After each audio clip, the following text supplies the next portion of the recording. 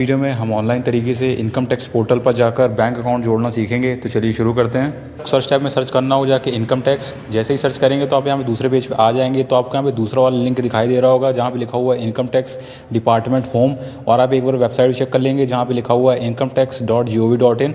तो आपको जो लाल बॉक्स में लिखा हुआ है इनकम टैक्स डिपार्टमेंट, तो आपको उसमें क्लिक करके आगे बढ़ जाना है। फिर आप यहाँ पे इनकम टैक्स की ऑफिशियल वेबसाइट पे आ जाएंगे तो आपको ऊपर की दाईं तरफ एक लाल बॉक्स दिखाई दे रहा होगा जिसके अंदर गोल आइकन दिखाई दे रहा होगा आपको, तो आपको उसमें क्लिक कर देना है। ऊपर की तरफ मध्य में देखेंगे तो आपको एक विंडो खुल के दिखाई देगी। तो आपको वहाँ पे दिखाई दे रहा होगा ऑलरेडी हैव एन अकाउंट, जहाँ पे लाल बॉक्स के अंदर लिखा हुआ दिखाई दे रहा होगा लॉगिन, तो आपको उसमें क्लिक कर देना है। यहाँ पे लॉगिन वाले पेज पे पहुँच जाएंगे तो आपको अपने यहाँ पे पैन नंबर और पासवर्ड डाल के इसमें लॉगिन कर लेना है। चलिए हम इसमें लॉगिन कर लेते हैं। देख सकते हैं सफलतापूर्वक हम अपने अकाउंट में लॉगिन हो चुके हैं। अब आपको ऊपर की ओर बाईं तरफ दिखाई दे रहा होगा लिखा हुआ कॉन्टैक्ट डिटेल्स के नीचे बैंक अकाउंट, और दाएं साइड में उसके लिखा हुआ दिखाई दे रहा अपडेट। आप चाहें तो वहाँ पे क्लिक करके भी सेम पेज पहुँच सकते हैं, लेकिन कभी कभी हमारा ये वाला जो विकल्प है बैंक अकाउंट वाला, जहाँ पे आप क्लिक करेंगे वहाँ पे दिखाई नहीं देता है।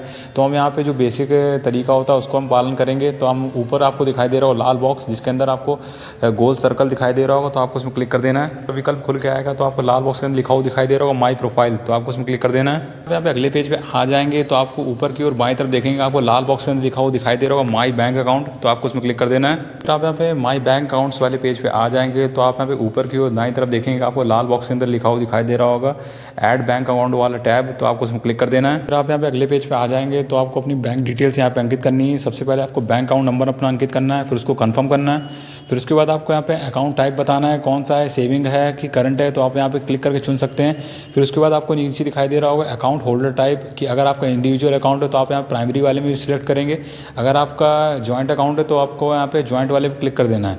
फिर उसके बाद आपके नीचे देखेंगे तो आपको दिखाई दे रहा होगा IFSC, तो आपको अपने बैंक ब्रांच का जो IFSC कोड होता है वो आपको यहाँ पे अंकित करना है। जैसे ही आप अपनी बैंक ब्रांच का यहाँ पे IFSC कोड यहाँ पे अंकित करेंगे तो सीधे ही ये आपकी जो खाते की डिटेल्स होंगी वो सीधे यहाँ फैच करके यहाँ पे आपको दिखाने लगेगा।